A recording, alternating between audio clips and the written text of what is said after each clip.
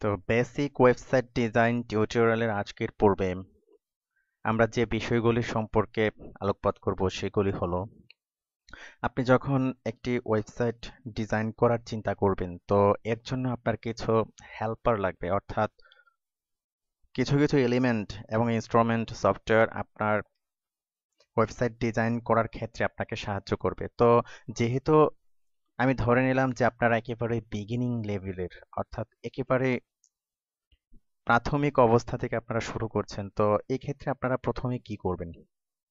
প্রথম যে কাজটি করবেন, প্রথম ওয়েবসাইট ডিজাইন শেখার জন্য আপনারা W3 স্কুল সেই ওয়েবসাইটটি সহায়তা নিতে পারেন।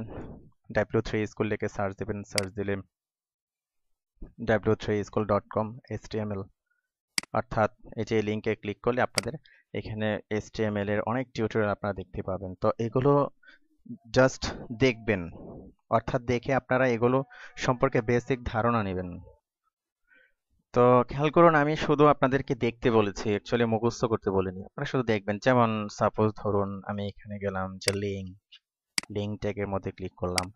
তো এখানে আসলো যে HTML এ কিভাবে লিঙ্কটা দিতে হয়, href।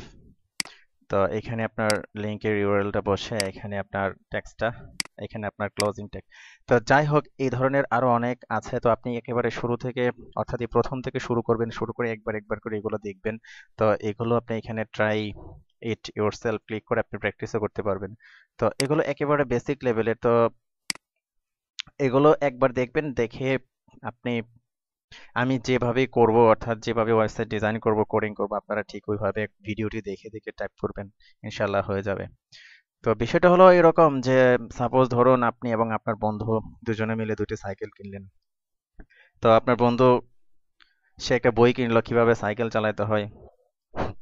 তো তিনি আপনার ওই বইটি দেখে দেখে সাইকেল চালানো শিখলেন, আর আপনি সরাসরি সাইকেল চালানো শুরু করে দিলেন। তো বিষয়টা হলো বই দেখে সাইকেল চালানো শেখাটা ততটা এফেক্টিভ না, এবং উনি পারবেনও না। তো আপনি সরাসরি কাজে যখন নেমে যাবেন তখন শিখে যাবেন এবং পাকাপোক্ত হয়ে যাবেন। বিষয়টি এরকম। তো এখান থেকে আপনারা প্র্যাকটিস করবেন এবং দেখবেন এগুলো একেবারে বিগিনিং লেভেলের। তো আমি ওইগুলো দেখাচ্ছি না, কারণ অনেকে আবার বেসিক HTML সম্পর্কে ধারণা রাখে এবং বিভিন্ন জায়গায় দেখে। আপনি যদি না দেখে থাকেন, এগুলো একবার করে দেখে নেবেন, তাহলে ধারণা হয়ে যাবে, মুখস্থ করার দরকার নেই। ওকে, ফাইন। তারপর যে বিষয়টি লাগবে, একটা এডিটর লাগবে, যেমন নোটপ্যাড প্লাস প্লাস। আমরা যে এডিটরটি ইউজ করব, তো নোটপ্যাড প্লাস প্লাস লিখে গুগলে সার্চ দিবেন, সার্চ দিলে এই লিঙ্কটি আসবে notepad++.org। তো এখান থেকে আপনি এই লিঙ্কে ঢুকে আপনি নোটপ্যাড প্লাস প্লাসটি ডাউনলোড করে নেবেন। তো গেল এটা। তো তার জন্য আবার যে জিনিসটি লাগবে, আরো একটা জিনিস লাগবে, সেটা হলো ধরেন আপনার একটা কালার পিকার লাগবে, যেখান থেকে আপনি কালার কপি করবেন। পিক্সি খুব সুন্দর একটা সফটওয়্যার, যেমন আপনাদের দেখাই, এই যে সফটওয়্যারটি পিক্সি, এটি দিয়ে আপনি কালার কপি করবেন। তো আপনি পিক্সি লিখে সার্চ দিবেন, সার্চ দিলে এই অপশন এই লিঙ্কটি আসবে। তো আসার পরে আপনি এখানে ঢুকবেন, ঢুকে আপনি পিক্সি এখান থেকে ডাউনলোড করে নেবেন। পোর্টেবল আছে বা আপনার যেটা ইচ্ছা, গেল। তারপর আরো কিছু লাগবে, যেমন শুটার, স্ক্রিন শুটার। আপনি একটা স্ক্রিন শট করবেন, যেমন সাপোজ আপনার কোনো কিছু করার দরকার হলো, সাপোজ এরকম এই অংশটি নেওয়ার দরকার হলো, অথবা দেখা গেল যে আমার শুধুমাত্র এই অংশটি নেওয়ার দরকার হলো। তো আমি এভাবে এতটুকু অংশ কেটে নেব, শুটার।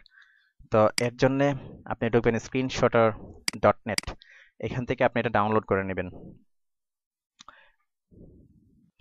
আর সবগুলি লিংক আমি এখানে দিয়ে রেখেছি, এবং এটা আপনাদের ভিডিও টিউটোরিয়ালের সাথে আপলোড করা হবে, আপনারা ডাউনলোড করে নিতে পারবেন এই লিঙ্কগুলো আপনাদের শেখার এবং বোঝার সাহায্যার্থে।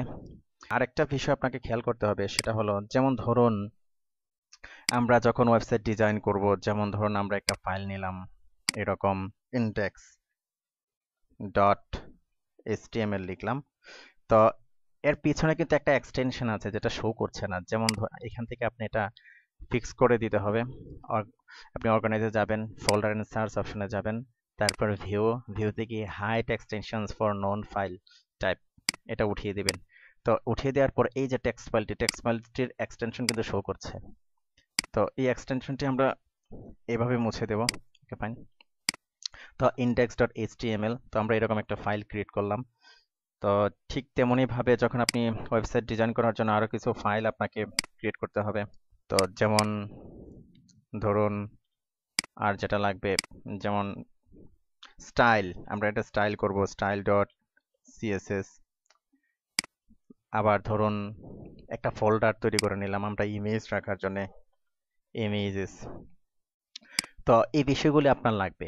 তো পরবর্তী পর্বে আমরা দেখব কিভাবে একটা লেআউট ডিজাইন করা যায় এবং ওইটা নিয়ে কাজ করা যায়। তো আজকে এ পর্যন্তই। ধন্যবাদ।